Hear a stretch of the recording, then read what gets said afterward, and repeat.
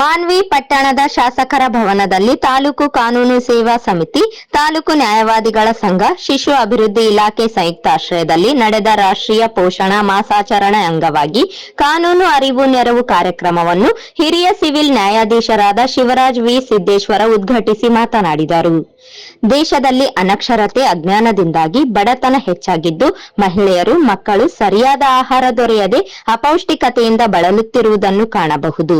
ನಮ್ಮ ಪಾರಂಪರಿಕ ಆಹಾರ ಪದ್ಧತಿಯಲ್ಲಿ ನಮ್ಮ ದೇಹಕ್ಕೆ ಅಗತ್ಯವಾದ ಎಲ್ಲಾ ರೀತಿಯ ಪೋಷಕಾಂಶಗಳು ಸಮೃದ್ಧಿಯಾಗಿರುವುದರಿಂದ ಪ್ರತಿದಿನ ನಮ್ಮ ಮನೆಯಲ್ಲಿ ದೊರೆಯುವ ಆಹಾರ ಪದಾರ್ಥಗಳನ್ನು ಬಳಸಿಕೊಂಡು ರುಚಿಯಾದ ಪೌಷ್ಟಿಕಾಂಶ ಹೊಂದಿರುವ ಆಹಾರವನ್ನು ತಯಾರಿಸಿಕೊಂಡು ಬಳಸುವುದರ ಕುರಿತು ತಿಳಿಸುವುದಕ್ಕಾಗಿ ರಾಷ್ಟ್ರೀಯ ಪೋಷಣ ಮಾಸಾಚರಣೆಯನ್ನು ಆಚರಿಸಲಾಗುತ್ತದೆ.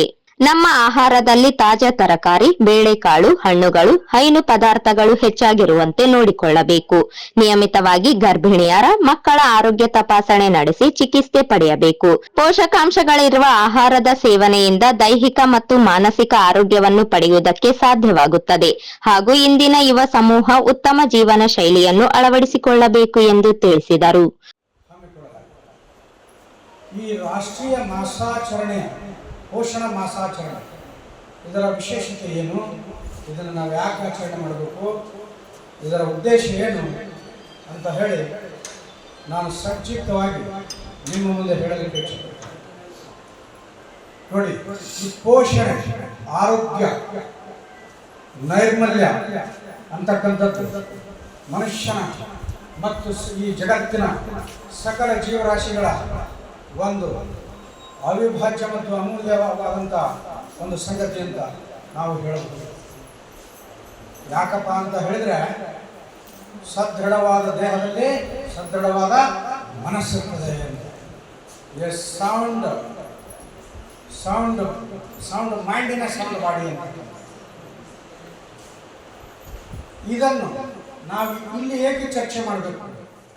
ಇದರ ಕಾರಣ ಪೋಷಣ ಮಾಸಾಚರಣೆ ಕುರಿತು ಹಿರಿಯ ವಕೀಲರಾದ ಯಲ್ಲಪ್ಪ ಬಾದರದಿನಿ ಉಪನ್ಯಾಸ ನೀಡಿದರು.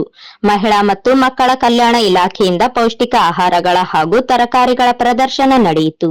ಕಾರ್ಯಕ್ರಮದಲ್ಲಿ ತಾಲೂಕು ಶಿಶು ಅಭಿವೃದ್ಧಿ ಯೋಜನಾ ಅಧಿಕಾರಿ ಮನ್ಸೂರ್ ಅಹಮದ್, ತಾಲೂಕು ನ್ಯಾಯವಾದಿಗಳ ಸಂಘದ ಅಧ್ಯಕ್ಷರಾದ ರವಿಕುಮಾರ್ ಪಾಟೀಲ್, ಪ್ರಧಾನ ಕಾರ್ಯದರ್ಶಿ ಚನ್ನಬಸವ ನಾಯಕ ಬಲ್ಲಟಗಿ, ಉಪಾಧ್ಯಕ್ಷರಾದ ಮನೋಹರ್ ವಿಶ್ವಕರ್ಮ, ಖಜಾಂಚಿ ದತ್ತಾತ್ರೇಯ, ಹಿರಿಯ ನ್ಯಾಯವಾದಿಗಳಾದ ಗುಮ್ಮ ಬಸವರಾಜ್, ಈಶಪ್ಪ ಬೈಲ್ ಮರ್ಚೆಡ್, ವಿಶ್ವನಾಥ್ ಪಾಟೀಲ್ ಸೇರಿದಂತೆ ಮಹಿಳಾ ಮತ್ತು ಮಕ್ಕಳ ಕಲ್ಯಾಣ ಇಲಾಖೆಯ ಅಧಿಕಾರಿಗಳು, ಅಂಗನವಾಡಿ ಕಾರ್ಯಕರ್ತೆಯರು ಸೇರಿದಂತೆ ಇನ್ನಿತರರು ಇದ್ದರು.